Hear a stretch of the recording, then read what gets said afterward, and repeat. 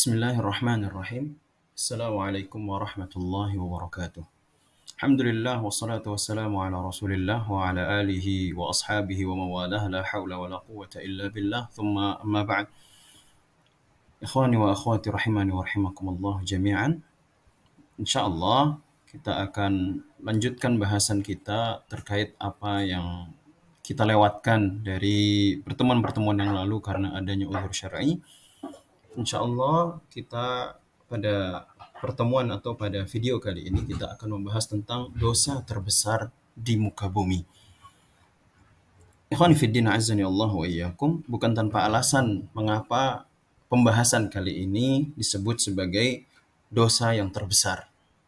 Dikarenakan Allah Subhanahu wa taala di dalam Al-Qur'an berfirman, Innallaha la yaghfiru ay yushraka bih. Sesungguhnya Allah Subhanahu wa taala tidak akan mengampuni dosa orang-orang yang berbuat kesyirikan kepadanya atau menyekutukannya.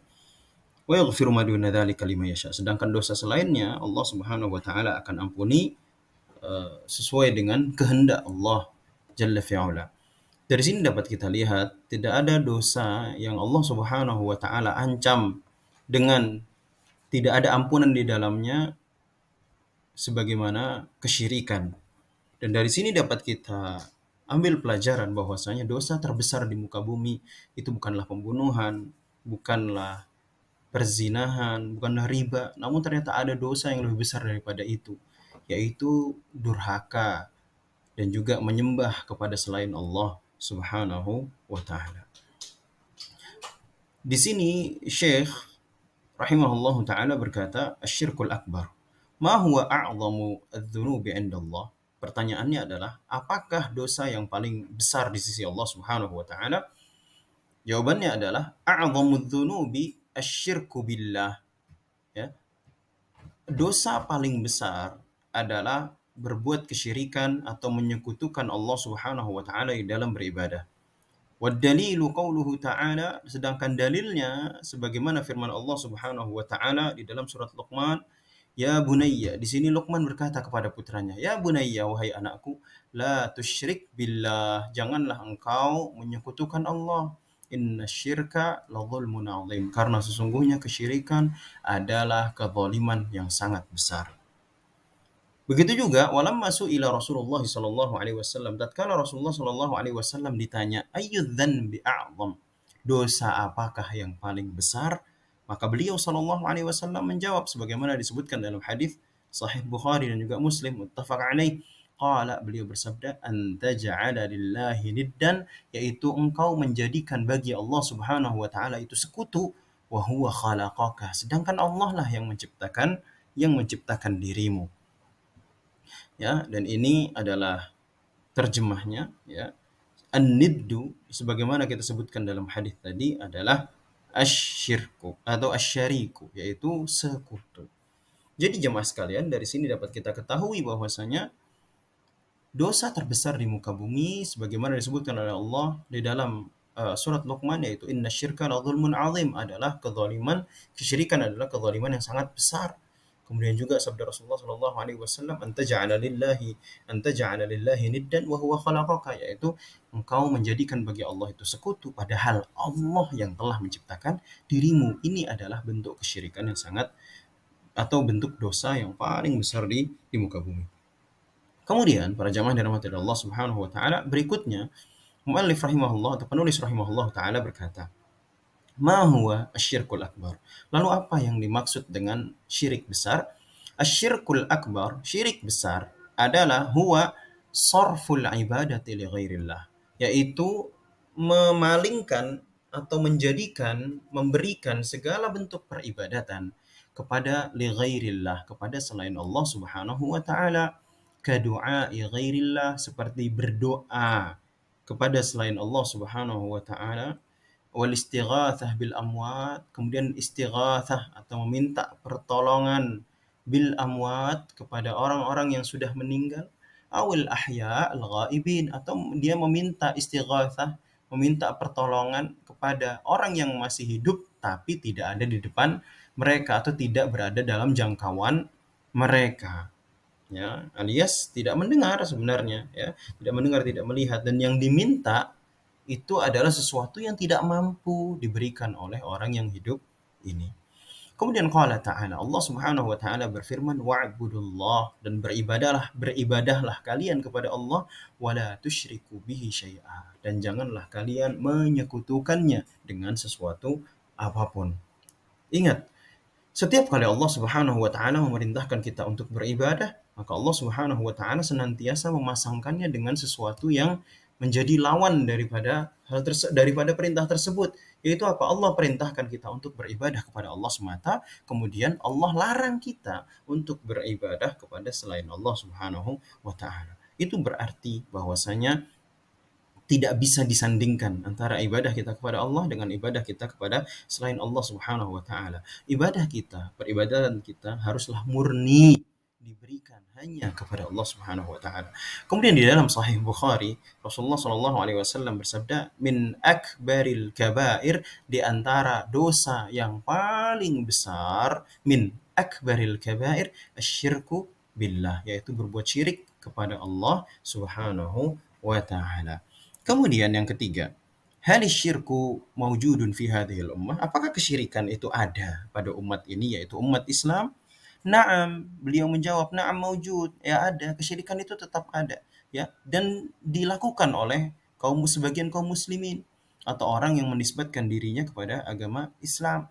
Wad dalilu qauluhu ta'ala, sedangkan dalilnya adalah firman Allah Subhanahu wa taala, "Wa ma yu'minu aktsaruhum billah", dan tidaklah kebanyakan mereka itu beriman kepada Allah illa wahum musyrikun, kecuali mereka itu melakukan kesyirikan. Maksudnya apa? Banyak di antara kaum mukminin, mereka itu, atau imannya kebanyakan dari mereka itu hanya klaim semata, hanya pengakuan semata. Karena apa? Karena mereka masih menyekutukan Allah Subhanahu wa taala. Jadi wa ma yu'minu aktsaruhum, dan tidaklah kebanyakan mereka itu beriman kepada Allah, melainkan mereka itu berbuat kesyirikan. Klaim mereka itu tidak membuahkan manfaat apapun selama mereka masih menyekutukan Allah Subhanahu wa taala di dalam beribadah.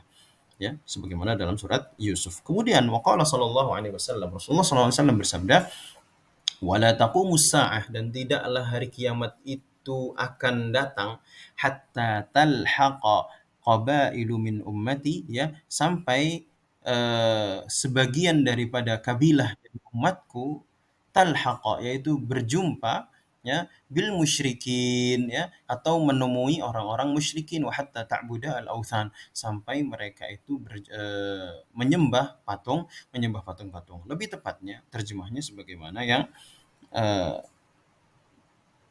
sebagaimana saya sampaikan di sini, afwan, ya.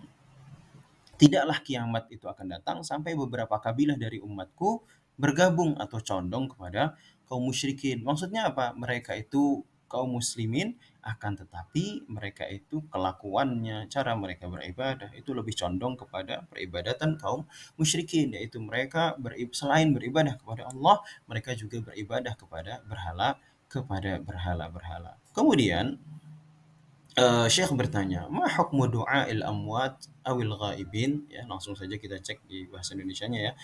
Apa hukumnya berdoa atau meminta kepada orang yang sudah meninggal?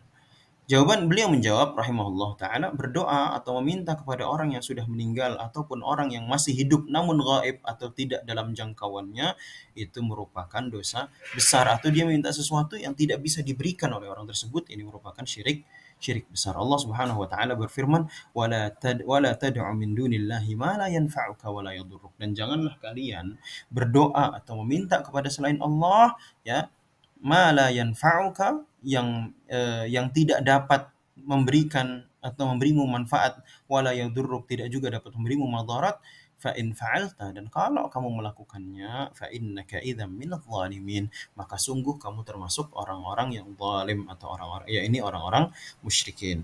Rasulullah sallallahu alaihi wasallam bersabda, "Man mata wa huwa yad'u min dunillah", barang siapa yang meninggal, barang siapa yang mati dalam keadaan dia itu berdoa, menyembah kepada selain Allah Subhanahu wa taala, ya, niddan, yang dijadikan sebagai syarik ataupun sekutu, ya, berdoa kepada selain Allah yang ia sekutukan, ya, dakhalan nar, maka dia masuk neraka. Catatan, ini adalah ancaman bukan vonis, kecuali jika seseorang itu mati dalam keadaan dia belum bertaubat daripada kesyirikannya, sebagaimana hadis yang tadi kita sampaikan di awal.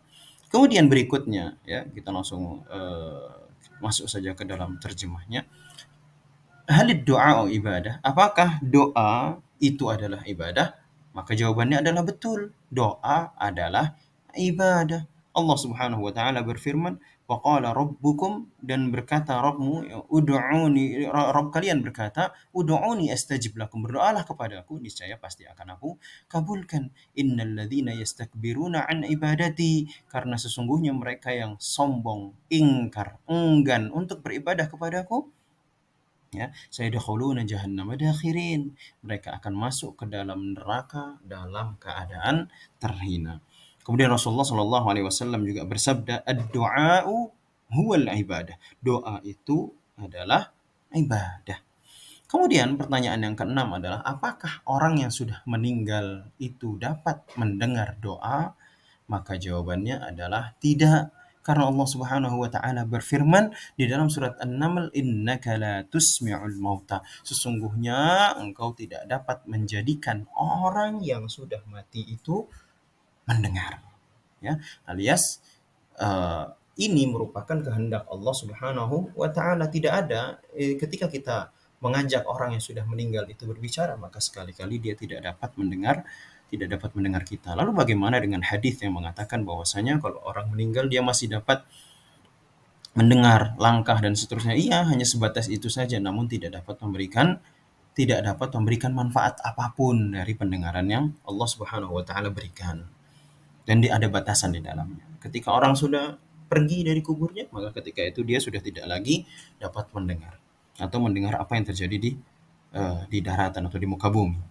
Kemudian Allah Subhanahu wa taala juga berfirman, "Wa ma anta bimusmi'in man fil qubur." Dan engkau wahai Muhammad tidak akan sanggup menjadikan orang yang ada di dalam kubur itu dapat mendengar. Itu adalah Rasulullah Shallallahu alaihi wasallam. Lantas bagaimana dengan selainnya? Allahu taala a'lam. Ini adalah pembahasan kita pada video kali ini. Ya, insyaallah tidak akan banyak panjang. Setelah ini akan diikuti dengan pertanyaan-pertanyaan yang berkaitan dengan materi biidznillah taala. Wa sallallahu wa sallim ala nabiyyina Muhammad wa ala alihi wa sahbihi wasallam. Assalamualaikum warahmatullahi wabarakatuh.